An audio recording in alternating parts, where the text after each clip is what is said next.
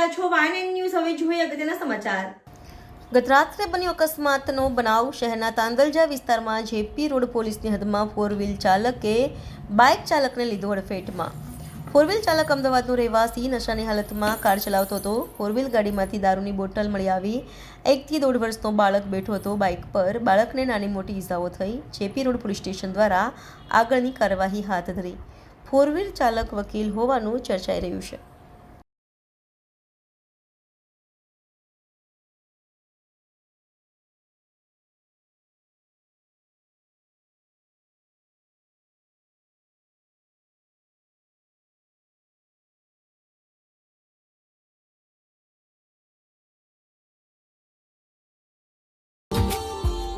Subscribe now and press the bell icon.